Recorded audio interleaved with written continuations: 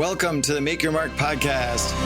Hey everyone, I'm Mark Moyer, author of Win Again, speaker, career coach, and business advisor. And I help athletes, executives, and entrepreneurs reach their fullest potential. What you're going to be hearing in every single episode are conversations with athletes and other sports-related influencers. And we'll be offering you the insight that you need to succeed in life, including advice that will let you jump past your competition, whether it be for a great new job or taking your business to a much, much higher level. Make sure to connect with me on social media at Mark Moyer Coach and go to my website, markmoyer.com, to get access to the tips and strategies that my coaching clients get directly. If you're looking for ways to make your mark, send me an email to mark@markmoyer.com and I'll get you going right away. Thanks for joining me today. It's going to be an awesome episode. Now, are you ready to make your mark? Let's do this. Hey everyone, welcome to the Make Your Mark podcast. My name is Mark Moyer and I'm broadcasting to you live from New York City. And I'm thrilled to have you on board wherever you're listening. If it's here in New York, somewhere else in the United States, or anywhere else on the planet, thanks for being here. And I'm super excited because I just spoke with Joe Jacobi. And Joe Jacobi is one of these guys who he leveraged the fact that he won a gold medal in the Olympics, which is, as everyone knows, I mean, you're number one on the planet and you get a shot every 4 years. Great guy. But he's also doing some amazing coaching right now, especially from performance-based angle. And he's helping companies and individuals really reach super high levels. And we had such a great conversation. This guy is a nice guy, a funny guy, and he's hailing from Spain right now. That's where he lives, right at the site where he won his gold medal. Anyway, before you listen to this episode, though, make sure you subscribe to this podcast on iTunes, Stitcher, YouTube, wherever you're listening to this. Jump on board. Send me an email to mark@markmoyer.com. I'd love to hear from you and hear your feedback about these podcasts. And go to my website when you have a chance, and you'll have access to all this amazing content that will help you take your business to a higher level or your career to that next step that you really want to be in. Tons of great content, access to the podcasts, markmoyer.com. Check it out. In the meantime, listen to the rest of this episode. You're going to love this. Joe's a great guy. Happy listening.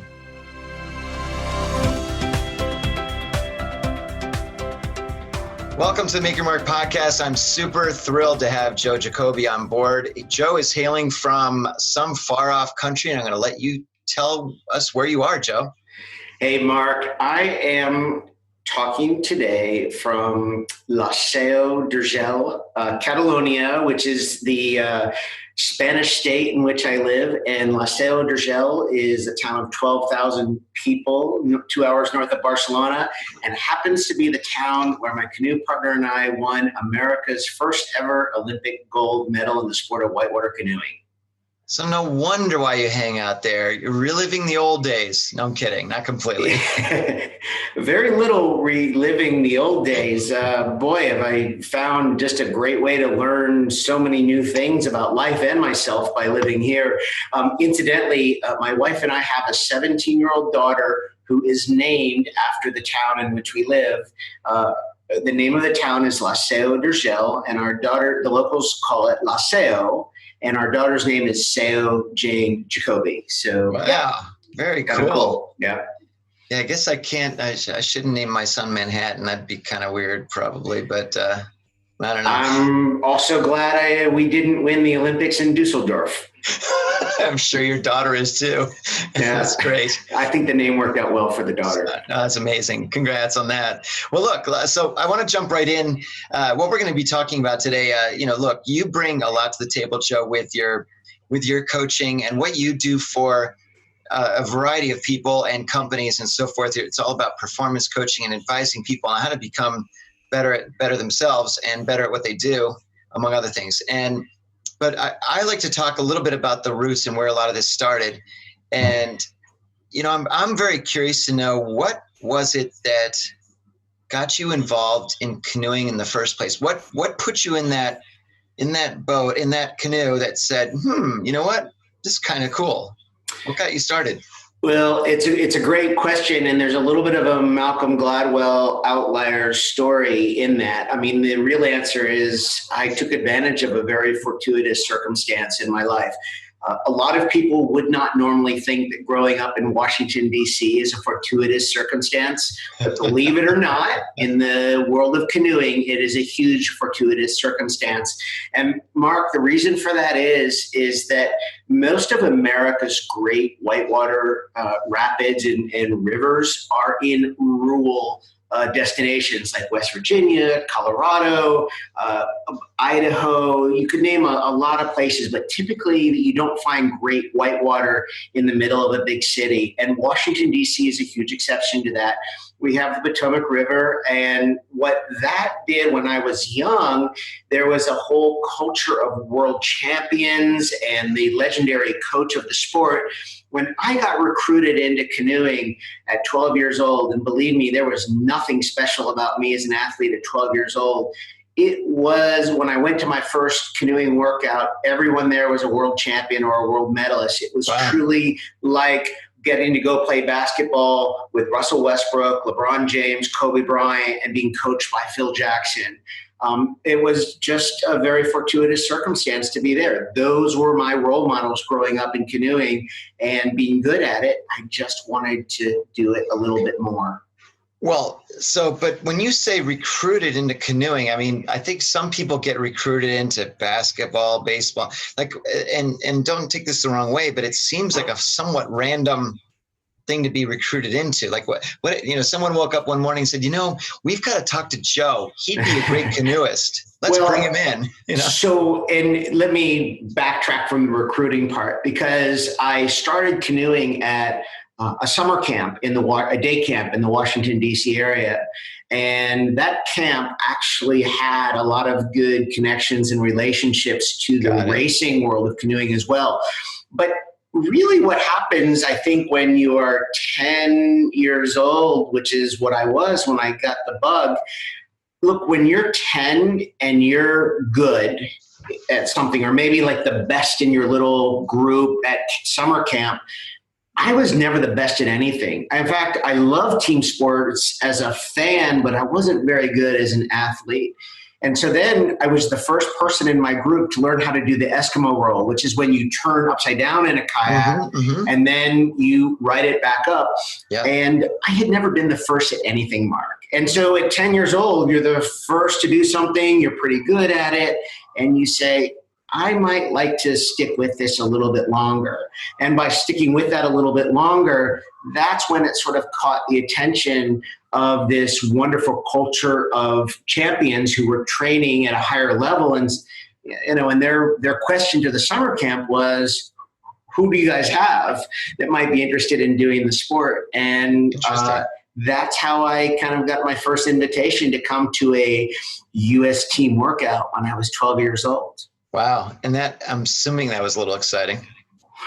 That was amazing. I mean, back in those days, this was the early 1980s. I mean, there was no internet. The big deal is that once a year, the sport of canoeing put out a paper program with all the pictures of whitewater racing at all levels, whether that was elite level racing or families who just like to go out and enjoy the sport on a recreational level. And that's how we sort of knew who all the champions were, by who was on the cover of that magazine every year. Oh, cool. And here I was in a workout session at 12 years old with like the last 5 people who had been on the cover of that magazine. Wow. So that was very exciting. And we had the legendary coach of the sport giving us advice and telling us how we could improve and get better. And they invited us to come back, and I was the one that just kind of kept showing up and kept coming back, and I didn't know any better, except it wasn't, again, that I was so good at it. I just liked the people that I was doing it with. Well, look, and that's a huge part of what keeps you interested in the sport, right? It's the team, it's the people that you're surrounded by. If you love playing a sport but you can't stand the other players on the team, you're likely going to quit the team or you're going to do something else. So that's absolutely essential. And what's interesting is that translates, as you know, into the corporate world, into working world, where you're going to excel if you're surrounded by people that you like and people you respect. So that's a great point. So I guess I'm curious then, you're 12, you're 13, you're starting to grow as you get bigger and stronger, and you're growing as a teenager. And I know you started entering lots of competitions, including some. When did you start competing internationally? When was the first time you went to a different country and were like, oh my God, I need a passport. This is cool. Yeah, I was, it was my junior year of high school, actually. I qualified for the U.S. junior whitewater team when I was 16 years old. That was 1986. For the International Canoe Federation, which is the international federation that sanctions all the international competitions. 1986 was the first year they ever hosted a junior world championship. So I was racing in the first one. And, you know, to meet all the athletes that I met, many of whom I'm still friends with today, many of whom that I competed with at the 1992 Olympic Games, just, 6 years later. But that's what got me started. Look, canoeing, whitewater canoeing, if we just say the words whitewater canoeing or whitewater kayaking, that's going to kind of conjure up an image of adventure and risk and gravity sports. Like, we can imagine how a lot of our listeners and viewers are going to think about those words, and they're correct. As good as those feelings were, I'm a people person, and I just really connected well with the people and the relationships that who it was that the river brought together. And I admired them. I admired the diversity. I admired that canoeing was the kind of sport where, say, unlike basketball or football, there wasn't like a prototype body build or mindset, that you could be creative and artistic and be successful. You could be big and strong and be successful. You could be really small and really light and you could be successful. It was never about your own power and strength. It was about aligning with the power and strength of something much bigger and much stronger than you. And here we were, just a kind of a collection of all of us doing that together. And at the end of the day, we didn't race against each other. We competed against the river. We competed against a wild, fierce force that just doesn't know how to stop. And that was the bond of the relationships, was the people coming together around the medium of navigating whitewater rapids. Well, it's interesting that you bring that up about, I think some people feel like every athlete, every Olympian, every professional athlete has to be these big, bulky, super strong, and maybe less so, for some sports, like maybe tennis or something, I don't know. But in your case, it's not that. As you said, it's learning how to navigate the waters, Mother Nature and what they're throwing at you, what she's throwing at you, and how to get through that with it's almost, almost all of this. It's certainly your skill set, right? And because, I had a previous podcast guest of mine, his name is Ruben Gonzalez, and he's clever because he desperately wanted to be in the Olympics as a Winter Olympian. And he didn't have any of the body shape, any of that stuff. So he figured out quickly that the sport he could excel in is the luge. And basically the reason he did the luge was, he said, look, very few people on the planet actually want to sit on a sled and haul ass down the ice and practically get killed. Actually, sounds pretty good to me, but yeah. Well, I think the part where, most of it, I think I get it. I'm kidding. Yeah, I know. And so I get the feeling in your case too, where, not that, I don't know if it's as dangerous. I'm sure it's dangerous, but maybe not as crazy as the other one. But I respect that, because what you've done is you've figured out, well, look, here's a sport that I can really crush in. I can be one of the world's best. And I think it's I was going to say I have a couple of regrets. Not really. I try not to have regrets, but one of them is, when I was a kid, I always thought that my mom happened to be born and raised in Egypt, of all places. And so I was thinking, when I was a teenager, I could be a skier, a downhill skier on the Egyptian ski team, because they didn't have one. And I'm thinking, I'm in, man. I can be in the Winter Olympics, march in the opening ceremonies, and be the Egyptians Winter Olympics team. But I never did it. But that would have been pretty cool. Anyway. You still got time? I know. You know what? You're probably right. I don't think they've got too many other skiers, do they? Oh, man. Anyway, so this is all cool. So you started entering these international competitions. At what point did you realize, you know what? I might have a shot at really being one of the top guys here. You mentioned that you're 12, 13, 14, you're starting to attend these camps and the competitions, but there had to be a point where you were like, you know what, I got my act together here. It's an interesting question. I got to say, I'm really not the person that was always motivated by what place or what color medal. I just know that I really love the sport and I love to learn and I love to improve. And I just wanted to kind of keep getting better. I knew that I was training I was a part of one of the very best training groups, cultures in the history of our sport. So I knew I had something going for me. And I remember that my second international year of competing, it was my senior year of high school. I was 17 years old and I made the senior U.S. team. So now I was on the big boy circuit and the big girl circuit. And I went to my first world championships in the doubles canoe with my canoe partner, Scott Strasbaugh. And the U.S. team did very, very well in this race. My training partners were first, second, and third in the world championships. And wow. I got to be on the team with them. I got to see them on the awards stand, 3 Americans lined up next to each other, 3 American flags going up next to each other while the American national anthem was played in France. It was cool. And I was thinking it might be nice to stick around for this and do this a little bit longer. And so my canoe, at the time, the World Championships only happened once every 2 years, but the next one was going to be 2 years later in 1989 in Western Maryland, the first time ever the United States hosted a World Championships. And I was thinking it could be cool to compete in the World Championships in our home state. I was born grew up in Maryland. And so in the next year, 1988, there wasn't a World Championships, but there was a World Cup circuit, the first year of the World Cup. And my canoe partner and I, by our second year paddling together, we won 2 bronze medals out of the 7 World Cup races. And that, I guess, would be the point where we said, on any given day, we can be on the podium. And at that point, I was 18 years old. And, wow. And then the Olympic, the rumor of whitewater coming back onto the Olympic program, because at the time I started at this point, Mark, the World Championships was the highest level you could go. We were not on the Olympic program until late 1989. And at that point, now we were consistently top 5 in the world in most races we were in.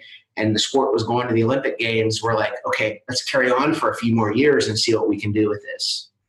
Well, that's amazing. So skipping forward a little bit, it's 1992, you've qualified for the Olympics, and then you show up. So this is, did you have the opportunity did you do the opening ceremonies, the closing? What part of it were you there for?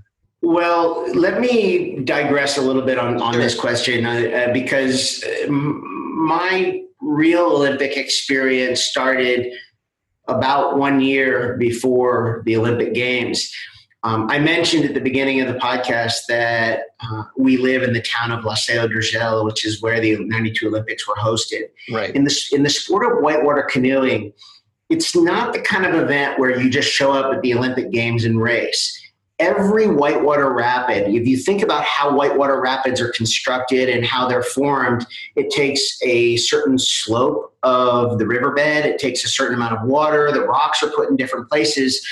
I say all this to say that there is no 2 whitewater channels or rapids that are the same anywhere in the world. It's like a human fingerprint. Everyone is going to be a little bit different. And so if you want to be good, you need to go to the place where the Olympics are going to be held and practice there a lot. And so a year before the Olympics, we had a test event here in La Seu d'Urgell. And I had a bit of an epiphany 1 year before the Olympics. And I remember arriving in this wonderful town. I was just 21 years old. And I remember thinking, I don't want to wake up in the Olympic Village 1 year from now as an American visiting an Olympic Village. I want to wake up in La Seu d'Urgell on the day of the Olympic Games like I belong here. And something just changed in that moment where I walked out of the door of my hotel room at that point, and the value of building a relationship with the people I was interacting with in Lascaux, whether that was the restaurants or banks or grocery stores, not just on the water, but off the water. This was my community and these were my people. And I wanted to feel like that sense of belonging. I didn't want to feel like I was living out of a suitcase. And so I think this lesson is very applicable to people who travel in business, people who have to perform their best in different places. You don't always get the benefit of waking up in your own bed. I mean, sometimes you're going to be in a hotel room or you're going to be on an airplane, a long night's travel, and you have to adjust, you have to adapt, you have to be able to change. And whatever that is where you do your most important work, you don't want to be a guest in that scenario. You want that's your home field. That's your home turf. But you have to be very thoughtful in the way you think that out. We ended up spending 100 days in Les Salles the year before the Olympic Games. So almost a third of the year we were here practicing, trying to learn the river, but also understand this culture that was going to be a part of our surroundings on race day. Well, that's incredible. So you spent all this time preparing, you're getting to know not just, as you said, the people, but the river and everything surrounding it. So that's, that you really immersed yourself, and that's fantastic, right? That's the way to do it. If you can. Now, so tell me then the sort of the build up to the Olympics, but then the Olympics actually started. Yes. Did it feel like it was, so was it, I don't want to say this the wrong way, was it a less special event because you'd been there so long and so forth? Or was it still like, oh my God, there are the 5 rings and, holy crap kind of thing? Yeah, it was special. Look, you have to remember, growing up as an American in the sport of whitewater canoeing, there were no man-made artificial courses in the United States. There were a lot of our sport, except for the Washington, D.C. area, was practiced and competed upon in very rural areas. Mm-hmm. We didn't have boathouses and locker rooms. Our cars were our locker rooms. We raced out of, we would drive into a remote area. We would put up a race course on a river, and we would race out of our cars. So here, and we were never a part of any multi-sport events. So here we were, whitewater canoeing on the Olympic program with the dream team, with gymnastics, with track and field, with all these amazing sports. So, oh yes, the feeling of being a part of the Olympic program. But what was interesting, it wasn't the American part that was really kind of tugging at me. It was the whitewater canoeing part. I had been a part of this international circuit of whitewater canoe racing for 6 years by the time of the 92 Olympic Games. And all of us had been just traveling the globe, going to World Cups, going to World Championships, going to all kinds of international races and training camp. And here we were walking into the opening ceremonies, which we did, many of us did, almost all of us did, not just the American canoe team, but all the whitewater athletes.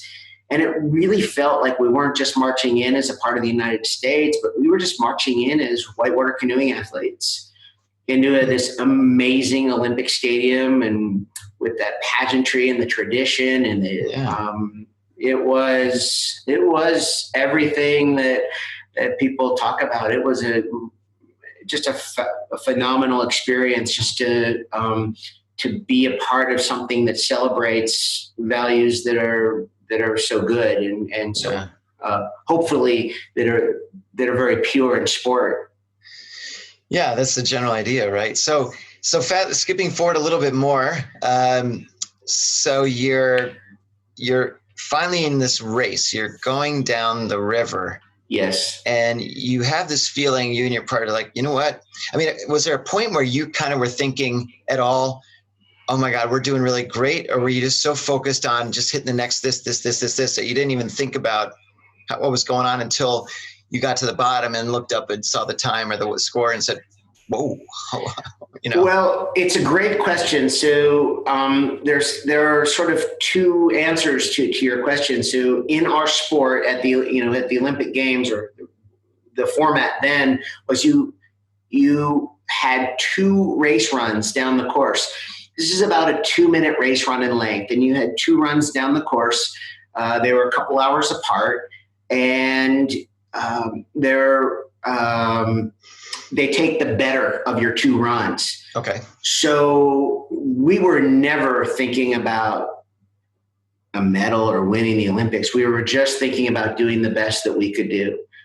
But after the first run down the course, we were in first place, and not by a little bit. We had a 6-second lead on the next closest boat, which is a huge margin in a 2-minute race. Yeah. And so we found ourselves in a new position, and our competitors that were more favored to win than we were found themselves in a new position as well. And I got to tell you, after that first run, I mean, then things changed a little bit for us. We did have that moment that, wow, we could really do something here. But here's, I think, the best story that I can tell you and your audience about that moment.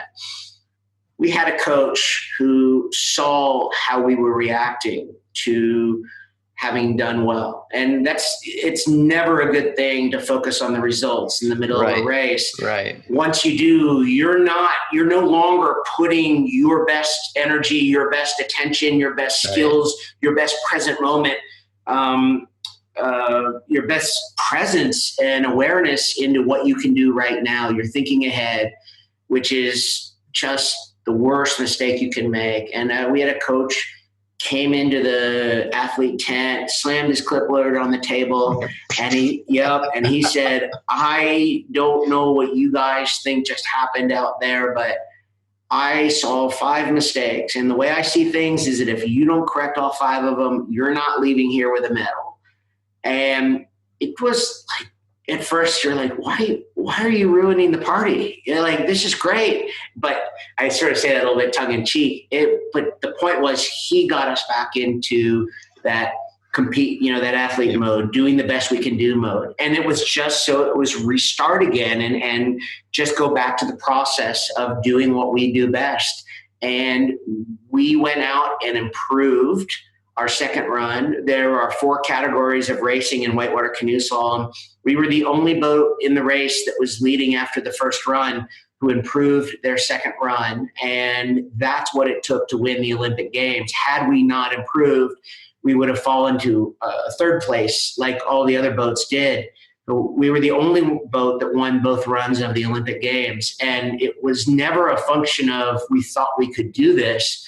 Mm-hmm. It was just a function of just getting our heads on straight and going back to doing the very best that we could do. And that's it. So in that competition, that race, is it so that do you go in the reverse order of your standing? Or also a really good question. That does happen now, but back then it didn't. And we were seated there were 17 boats in the race, and I think we were the 7th or 8th boat off the start line. And so after we crossed the finish line, it's like, if you see the video, we throw our hands up into the air. And when I show that race run, when I'm speaking to audiences, people will say, "Oh, that's the moment you know that you won the Olympics." And I just shake my head and said, "No, that's the moment that we knew we crossed the finish line at the Olympic Games, and we knew we could not have done any better than that." Right. And because there were still 10 more boats to come down after us, any of which could have knocked us off the podium, not just out of the gold medal spot, but off the podium altogether. Right. And we just done the very best we could. But yeah, we were on the shore at that point when we actually won the Olympics, when the last boat went through and they weren't going to surpass our time. Like, we were not in the boat at that point. So yeah, that was an interesting part of the Here's games. something I'm gonna put you on the spot a little bit, Joe, here. But this is something that sometimes drives me a little bit nuts. When you for example, the other day they announced the Heisman Trophy winner, and what they do is they put all 3 guys in a row sitting there waiting for the name to be announced, and then the winner gets announced. The other 2 clap or they smile graciously, and I don't know, me, I'd be like, gosh, shit, and so, I'm wondering when you were watching the other 10 boats coming down, see me, I'd be like, okay, sink, hit a rock, do something bad, whatever it is, instead of like, I know you're going to say, oh no, I wanted my fellow racers to do the best they could in the Olympic spirit and all that. But I'd be like, okay, best they could in Olympic spirit, but still 100th of a second slower than me. I'd be.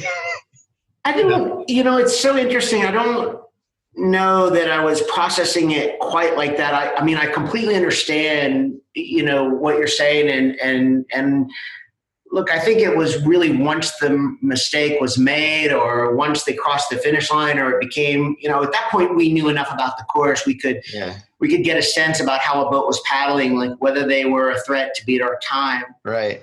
It just never really felt like there were many boats that were in the position to do that. There was certainly one that actually did go faster than us, but in our sport, you have to navigate through poles that are hung from wires above the race. Right. And if you touch those poles, you get penalty seconds added to your time. Right. And so that was the problem with the boat that was faster than us. They were touching the poles. So with the 5-second penalty, they were still about a second and a half, 2 seconds back behind us. So we knew it would be hard for them once they touched that pole. And so that's kind of that moment where, at that point. That's how exciting. And so, you're finally on the podium and you've got this big chunk of gold around your neck. And it's, when you speak to athletes that have finally attained that goal, it's just, it's almost like, for a brief moment anyway, just all the weight off your shoulders a little bit, right? I mean, all those years of training and hours and hours and hours, right? It is that feeling, where you feel lighter, you feel happy. I think you feel grateful. But let me say this, because I've been in the point where I've stood on an Olympic podium. I've also been the person on TV working for NBC as a commentator that's trying to get people really amped up about who's going to win. Right. But that's the thing. The athletes don't really think about that. And then the race ends and you're like, oh, well, we are the winner. And it's that time just goes so fast. It's not, I wouldn't say it's like this magical moment with all this time to think about it or process what happens. It's like you weren't really preparing to be the winner. You were just preparing to do the very best that you could do. Right. But when I'm the commentator on TV or I'm doing the announcing at the race, I'll be doing the English announcing at the World Championships here in Laseo in September. Look, our job is to create that tension. I mean, that's what you do. I mean, that's what makes sports so interesting. But I think that what the announcers are talking about and what the athletes are thinking, it can't be the same. I mean, the athletes wouldn't get the great performances that they do if they're thinking about outcome. You have to be thinking about the small steps. You have to be thinking about the process. And then one of the things that I always talk about in coaching is that it's all about the start line. It does you no good to be thinking about what might happen at the finish line. Again, that's just energy that is just taking away from what you could use in your moment that you have an opportunity in which to be good. Right. So that's why I'm always talking about start lines over finish lines. That start lines are these magical moments and spaces of being present and being aware and being humble and being grounded and grateful. I mean, I remember pulling into the start gate. Look, we live in an apartment here in Laseo now. Our home stares straight up into the start gate of the 1992 Olympic race. And I look at it every day and I don't remember. Honestly, I remember so much less about what happened after we crossed the finish line. But, oh my gosh, from the time we woke up at 4:45 in the morning on the day of the Olympic Games until we crossed the start line, not the finish line, till we crossed the start line, I can tell you what we did every second of the day, what that routine looked like from 4:45 a.m. until we crossed the start line at 10:17 a.m. That's interesting. That's what we prepared for. Well, that's I hope that that's the case with not just athletes, but people that really are trying to be the best at whatever they're doing, whether it's in business or anything. So that leads me into I'm going to skip over a chunk of your life here a little bit because I want to get to some really cool stuff here. So, really what you've done, which is fabulous, is you've not only I don't want to say leveraged your gold medal. That's the wrong way to say it. But I think what you're doing is you're saying, look, I learned so many lessons as a competitor, as an athlete, as an Olympian, as a international competitor. And so therefore you're in this mode now where you're doing performance coaching. Tell me a little bit about the type of people you like to work with and speak to and influence and improve and so forth. Absolutely. So I would say that yes, as a performance coach, I have wonderful, successful experiences to share with people, but I have an equal number of non-successful experiences to share as well. I mean, look, I was the chief executive officer of the Olympic sport that I loved, the USA Canoe Kayak, and I struggled with that. I struggled to take care of myself when I was a CEO of an Olympic sport. I was ready to take care of everyone else, serve everyone else, but never take care of myself. My health paid a terrible price for that. I gained a lot of weight. Didn't sleep well. I was very irritable. I could have managed colleagues better. I could have done better work. And I did fix this while I was at USA Canoe Kayak, but it was a matter of fixing my health. So when we talk about performance coaching and the kind of people I like to work with, I love working with organizations and especially senior leadership teams. I am huge on culture. But when I talk about culture, I don't think that we talk ourselves into a good culture. I also don't think when I talk about culture, I'm not focused on what people are doing between the time they arrive at work and the time they leave work. I am really interested in what happens between the time they leave work and the time they come back the next day. Interesting. And yeah, I think there's a lot of things that happen there and how people take care of themselves that will ultimately make a difference on how culture improves. I am very big on simplification, subtraction, that less is more. And again, not just in words, but what does that look like in practice? And so that's what I do when I'm doing my very best work with in performance coaching and leadership training. Yes, I can do coaching online. I can do it in a conference room, but the best things happen when we actually get groups and teams and executives out onto the river. And I do that. That's the very best thing of all. Not as recess, but really figuring out what the issues are with an executive or with his or her team and how they're interacting with each other, and really set up purposefully designed exercises and activities that mimic what's happening in an experiential way. I just think the river is just the perfect guide for helping teams perform their best. I mean, I think that what we're doing in business, it mimics how we navigate Whitewater River Rapids. It's a force that doesn't stop. It's a force that's always going on. We have obstacles that we're trying to navigate. There's river current that we can either work with or we can fight against. This is a function of health. It's a function of culture. It's a function of simplicity. And so that's kind of what I bring forward into my work and what I'm a practitioner of in my life today. Well, I think that's really awesome what you do by bringing people to the river, because you're right. I mean, I've seen so many athletes, retired athletes, Olympians, et cetera. And what they do is they'll go speak at a conference or at a company, their thing. And it's sometimes hard to imagine what they're saying and what they're talking about, because it's hard, they're in a conference room or they're on a stage and not. So I think what you make it much more genuine by bringing people to almost your turf, right? If it's, that's really cool. That's great.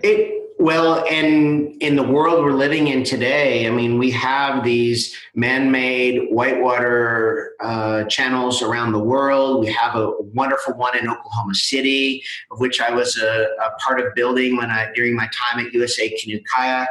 And those facilities, those venues are just wonderful for these kind of events. I use the Chattahoochee River in the middle of Atlanta, one of the other few American big cities where we can actually run those kind of programs. But it is what whitewater does is that so often we think about what we're doing in terms of roles. I'm the chief marketing officer. I'm the chief executive officer. I'm the janitor. I've never met a force of nature better than a river that just kind of wipes all those roles out of the way. Levels the playing field, right? Yeah. And we have to get in the boat. We have to figure out ways to work together. We have to figure out ways to work with the water. We have to work together to confront obstacles that are in front of us. And here's the best part. Here's like my favorite curriculum of all the ones that I teach. I do a curriculum on course correction that I always tell people that, we were talking about it earlier in the podcast, that I don't feel like on the day of the Olympics that we paddled better than the other teams. I feel like we corrected mistakes better than the other teams, and we anticipated mistakes better than the other teams. Remember our coach who said, I saw 5 mistakes on that first run. And by the end of that course correction curriculum, we show the Olympic video and everyone in the room can pick out what the 5 mistakes are that we corrected. And the best part about that, Mark, is that at that point, we're not saying, oh, this is just Joe, some performance coach saying, pick out the mistakes, but we're showing people that on the day that you're the very best in the world, how you correct mistakes translates to being the very best in the world. It wasn't paddling better than everyone else. It wasn't doing anything better than anyone else except correcting mistakes and anticipating mistakes before they happen. Well, that's such a great message too. I mean, and I'm thrilled to hear that that's how you coach people, because quite frankly, I see and hear also other coaches and motivational speakers and so forth. And I find that they tend to, quote, motivate, but what they do is they get people all riled up, but then they don't really know what the lesson is that they're learning, and they're not applying it in any sort of way. And that's the whole point of all this, is to sort of alter your habits and make them better, right? We cannot talk ourselves through change. We can only act our way through change. And so what I found is that as much as a company wants to revamp their sales team or their marketing and branding and all those things, which are wonderful, I just find that when we make it about something more indirect, like your health, and what are some of the habits that you do first thing in the morning, that as you begin to get more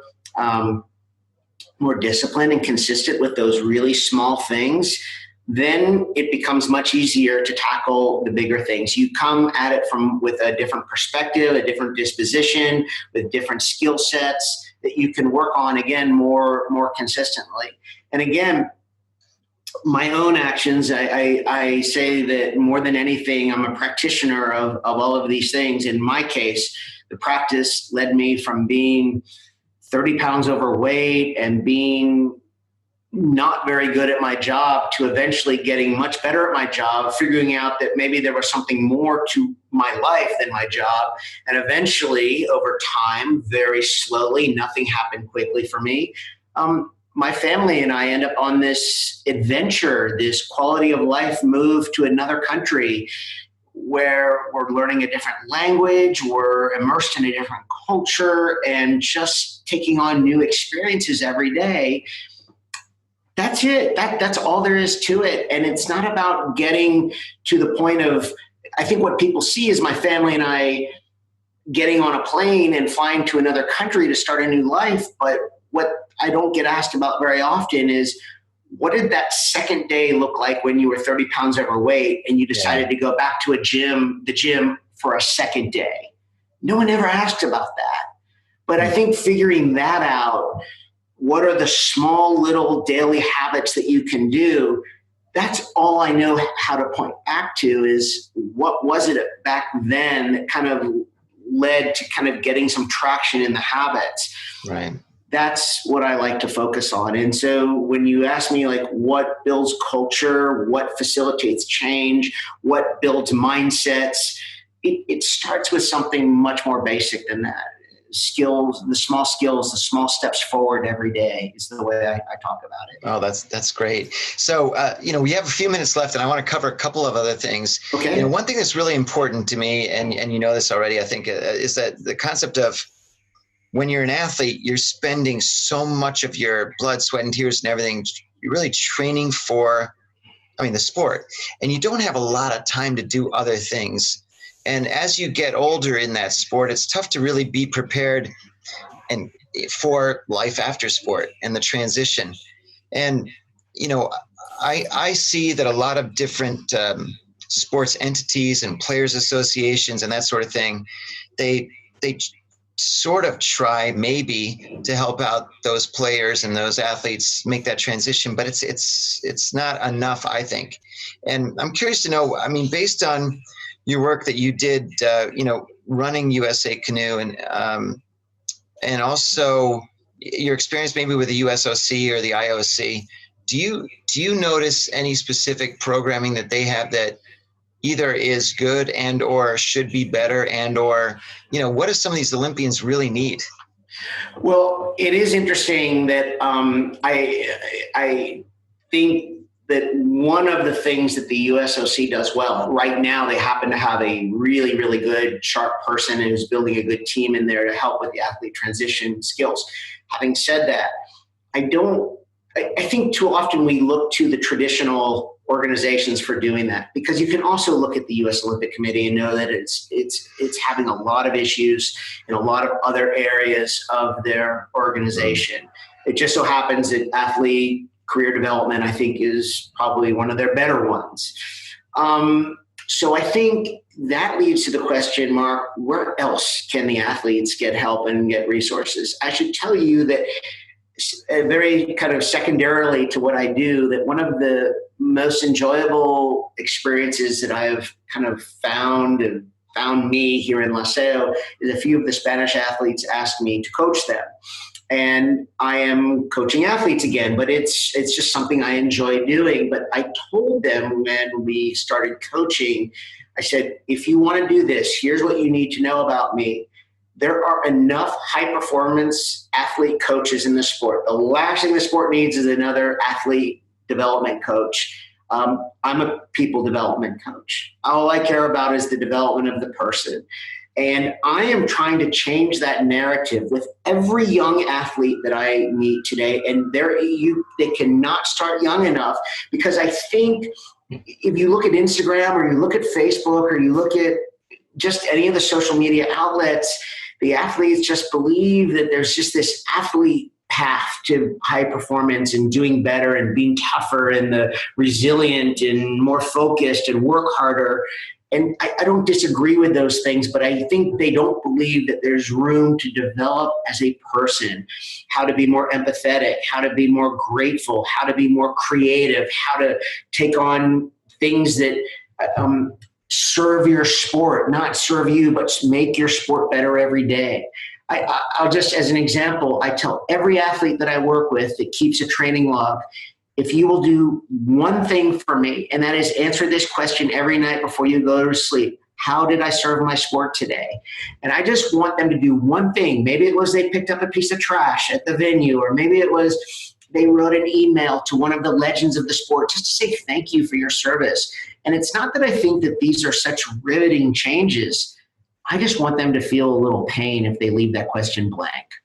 That's great. So that's cool. It's a form of gratitude that we're trying to instill in our athletes as while they're developing as athletes. And I just think that these are these kind of soft skills that you talk about, and you know this better than anyone with the work that you do in the world that our young people are going into, and the way jobs are changing and the way we're collaborating on teams.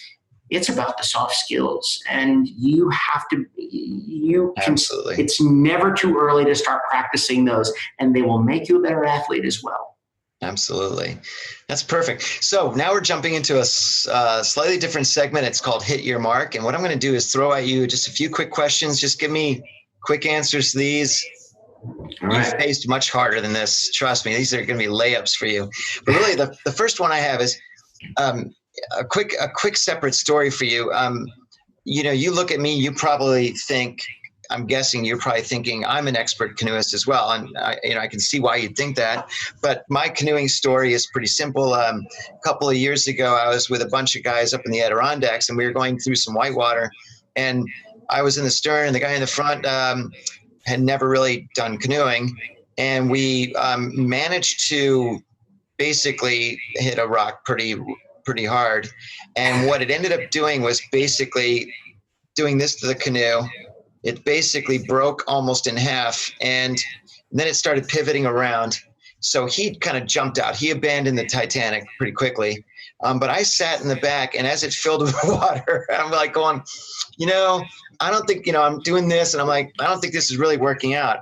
But I ended up staying with the ship till it, and I dragged it ashore and so forth. But I completely demolished this thing, and I drove back with that sucker tied to the top of my Jeep, and of course, the guy, the owner, was kind of not as happy with his boat coming back looking like this. But that's my canoeing experience. I'm not traumatized by it, though. I'm happy to jump in another one because it was the guy in the front's fault. So I'm going to stick to that story. I'm throwing him under the bus or under the canoe, whatever it is. But with that said, what is one thing about canoeing that you think, or whitewater canoeing, that you think people have a complete misunderstanding of? Like, what is something that they just have wrong?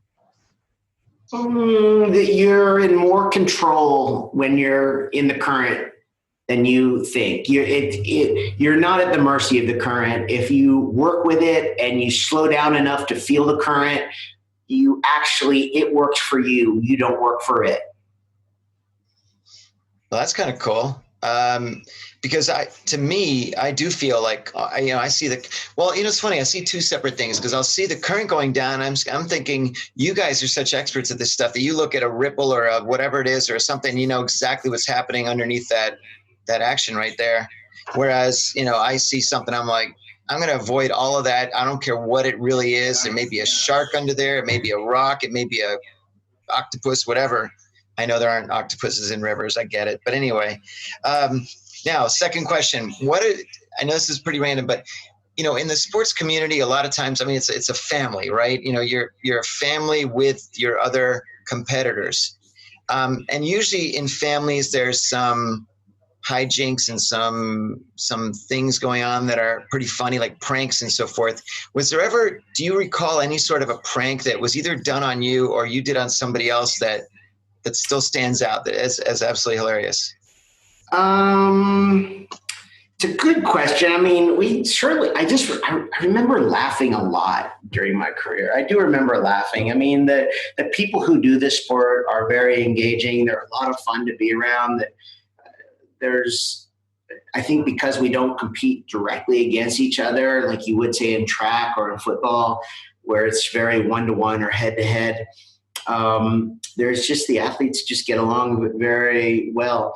I don't think there's one like prank or that really stands out. All I can just tell you, Mark, I just feel like for the 19 years that I raced as a part of the U.S. whitewater team, I feel like I probably laughed probably more than any other emotion that I probably felt during those 19 years. Yeah, it was a wonderful group of people, and just the perspective of how we saw the world and meeting new kinds of people, and boy, the places that the sport takes you. And I think if you do it with a good sense of humor, you find a lot to laugh about, and just a lot of funny stories kind of come back all at once. Oh, that's cool. All right, ready? Yes. Talent. You're a man of many talents, I'm sure. Give me one that is absolutely useless. Seinfeld trivia. I've seen every episode. I mean, I don't watch much TV now. Once upon a time, and and I still see Seinfeld clips on TV. But I don't think that's going to get me very far. Although there is one very funny Instagram account, Costanzagrams, that seems to be making it, I guess, is a comedian via his how life kind of mimics Seinfeld. I might be able to go toe to toe with you on the Seinfeld. I mean, it's I feel that, especially living in New York, I pretty much live this life. I live every episode almost every day. So, but that's and you're right, absolutely useless. But it's almost, I hate saying this as I feel like I'm an old grumpy guy when I say this, but they just don't make TV like they used to, right? I mean, that was a brilliant show. Everything. I mean, still to this day, I mean, we clamor for Curb Your Enthusiasm because it's like the closest thing you can get. It really is. All right, last question, super fast. Give me 3 people, alive or dead, that you would love to hang out with, have dinner with, a drink with, etc.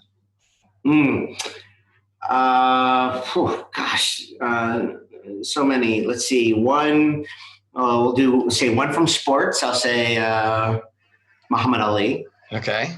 How about one from politics?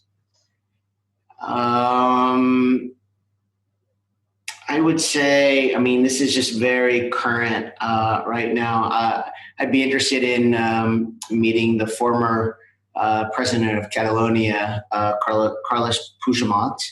And sorry, that's a really random one. And let's see, you choose a field for me, and I'll tell you the people who I want to meet. I'll do it. How about we'll just since she just got was nominated, or the Kennedy Center awards, Julia Louis-Dreyfus, Elaine from Seinfeld. You want to dance with her? Yes, I would make her look good. I would make her look good dancing. I don't know about that, but that's great. It's funny. I have to tell you a quick funny story in just 2 seconds here. But I love asking that question, and I get some really interesting answers. But there was one guy that I went through a podcast with, and there was a technical issue, and I'd asked him that question, and he responded back with, I think he had said, MLK Jr., he said Bill Gates and Warren Buffett. And then I had to tell him, look, we kind of goofed the recording of this. Can we record it again? And he was a great guy. He said, sure, no problem. But I was like, wait a minute, I can't let him go this easily. So the second time when we recorded, I said, well, give me 3 people. I said, but honestly, people usually say MLK, Bill Gates, and Warren Buffett. Who are your 3? That's funny. It's like, oh, you rap, and then he had like Jimi Hendrix and whatever it was. But, it's funny, and every time I ask that question, I think of a few different people. So it's so my dinner table is going to be like 46 people now. I mean, it's probably going to be too big. But anyway, well, listen, just a quick wrap up, Joe. I really appreciate your time today. It's been a blast having you on the Make Your Mark podcast. You really have indicated pretty clearly how you make your mark, not just back then in the sport, but really how you continue that whole spirit, doing your experiences, your personal, performance coaching on a river. I think it's amazing. And that's such a great idea.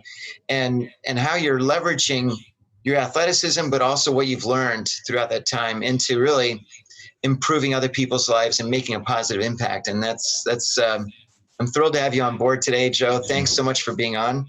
Thank you for the really kind words and the kind summary. I've really enjoyed this, and it's so nice to be having a nice conversation with one of my fellow authors from the Standing O. Oh, that's right. Quick plug. Everybody buy this Standing O book. Yes, buy this book. It's got a collection of maybe 50 some odd essays in it, all really from a wide swath of people that are writing about who's been their biggest influence in their life. And the money goes to 2 charities. It's a worthy endeavor. Grab it on Amazon today. Standing O. How'd I do with that promo, Joe? That was great. And boy, look, I mean, this is what we talked about, the soft skills. Scott wrote a book about one with gratitude. Yes. And it's a very inspiring story. It's one of the coolest projects that you and I have been a part of in the past year. Absolutely. Well, on that note, listen, happy holidays. Thanks so much for being on. I really appreciate it. And all the best. Have a great rest of your evening. Thank you so much, Mark.